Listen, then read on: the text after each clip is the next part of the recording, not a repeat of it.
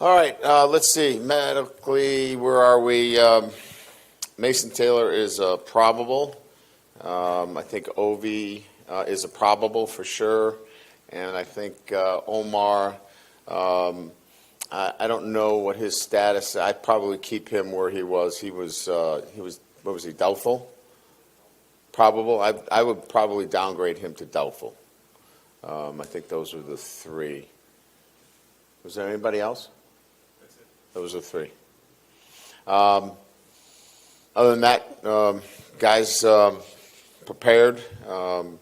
We had two hard days on Tuesday and Wednesday. Good energy today, and we'll have another day tomorrow. And looking forward to playing in Tiger Stadium. So with that, let's get the questions firing away. Just what did you learn about the tight end depth last week without Mason Taylor, and how with him back, just does that change, I guess, how you factor them in? I learned that they're all young, and they're all learning. There's, look, there's talent certainly there, but there's a lot of growth, and we enjoy coaching them. Coach Denbrock, Terry Malone gets a chance to spend a lot of time with them. But there's a lot of teaching, a lot of growth, and every day is one step towards getting a little bit closer to where we need to be with a young group. Certainly, we were in that boat last year with Mason, and we saw great improvement throughout the year, and I suspect that we'll see the same thing with this younger group of tight ends that we have. Hey, Coach. Yes. Curious about the difference in approach you'll take in this game against more of a dual-threat quarterback versus how you guys approached defending Jordan Travis in the opener. Yeah, so, your defensive game plan certainly has to change a little bit when you don't have the threat of read option, certainly a quarterback that can get out on the perimeter and break, contain, and extend plays.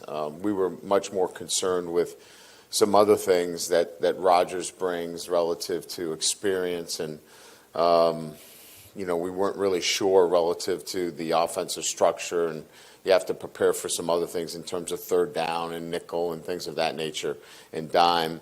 But yeah, the primary concern here is his dual threat, and so similar to Jordan Travis, who we played at Florida State, you have to have those mechanisms within your defensive structure. So we'll pull some of those things, and we did this week that that you have to have on alert for your defense. Coach, right here, it kind of feels like Arkansas offensively makes you play gap assignment sound football. Is that something that you guys have kind of maybe turned up a notch? And some of the guys we talked to said they didn't really feel like they did that well in week one. And where do you feel like they are progressing, kind of just staying true to their roles? Yeah, I would look towards a lot of new players that played in the first game, similar to the year before. And we saw a steady improvement in our defense. I think you're going to see the same thing, is that as these guys continue to evolve in their roles and get more comfortable with the structure, the defense is a little bit different than what we ran last year relative to, what we're doing. And the roles are starting to become much more consistent. So, I think we've identified the things that we need to improve on. And when you have that kind of focus going into practice each week, it really allows you to sharpen the edge, if you will, relative to what you need to do defensively. Hey, Coach, up here, after the game against Florida State, you told us you believe this team was not what you thought they'd be, right? Now, what can you say about the strides that this team has made to not only bounce back from that loss, but put yourselves back into the conversation of being the nation's elite? Yeah, look, we're still trying to find consistency in who we are.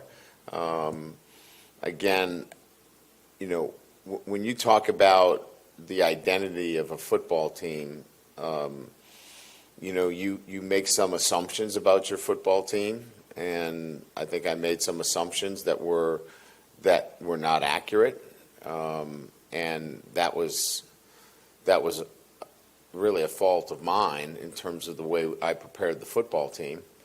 And so we've made some tweaks and adjustments, like anybody would along the way, to prepare our football team in a manner that when it's time to play, they play with a competitive edge. Not only execute, not only, do the things necessary to win football games, but play with a competitive edge. And I think we've seen that come together over, the course of the last couple of weeks. And we need to continue to do that with consistency. So that's what we're going to try to do again this weekend. But that's what everybody's trying to do in college football, and that's be consistent. Hey, Coach, Arkansas's pass rush really affected the game last year, and they come into this game leading the SEC in sacks. How does that kind of affect the game plan offensively? Well, I mean, it affects it each week. You're always looking in the SEC as to how you protect your quarterback. And, this defense is no different. They have a new defensive coordinator. They have, two of the top 10 pass rushers, in terms of statistics, in the SEC. So, we clearly understand the challenges and maybe,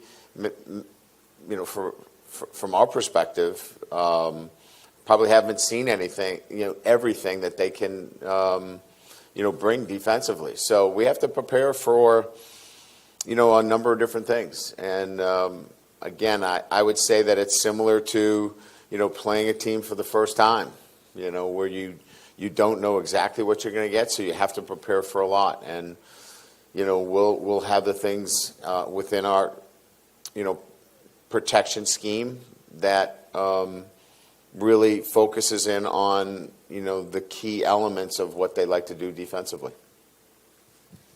Brian, we were talking to you earlier in the week about fourth downs and how you balance analytics and kind of gut feel. Does this offense in particular kind of maybe make you lean a little bit more toward gut feel at times, or is there something about this group that you really like going for it on fourth downs in certain spots? I think when you have a quarterback that is dual threat, when you have an offensive line that's emerging and coming together, and you have playmakers on the perimeter, you kind of have an opportunity to have the pen last. Like, do you want to put 9 guys on the line of scrimmage and stop the run? Well, you better have somebody assigned to the quarterback. If you're going to assign somebody to the quarterback, then you're man-to-man on the outside. So if you feel like your team can execute at a high level, then there should be some confidence to go for it on fourth down. And I think that that's how I feel about the players that we have, that we can execute at a high level. And if you decide that you want to take something away, let's say you want to double up receivers and you want to make sure that we don't throw the ball in short yards, then we're going to run the football.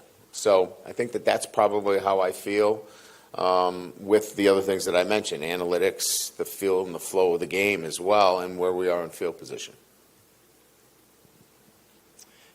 Going back to last year's game, obviously a bit of a defensive struggle for both teams. Do you feel like 1 year later your offense has unlocked some things that maybe you couldn't do last year that you can this year to attack this defense?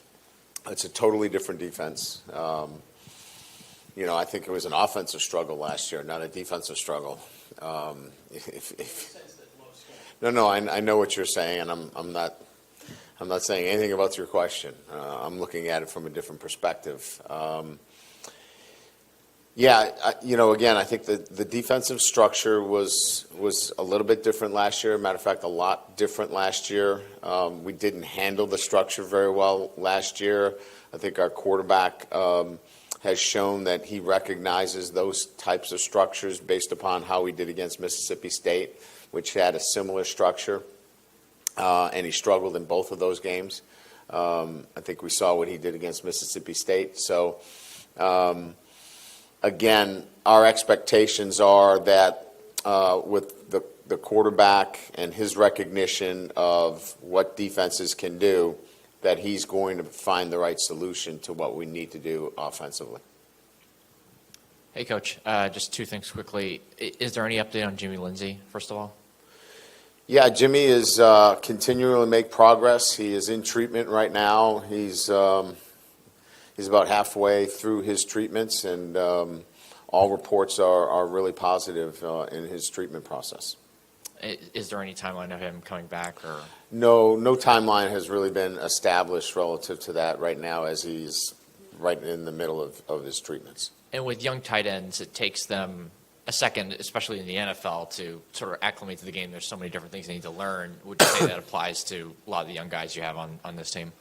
Yeah, there are so many moving parts, especially within our offense for the tight end. As you know, they're involved in motion. They're involved in our run game relative to the option reads, and they're so important to what we do that they're not the backside of the action. They're on the front side of everything.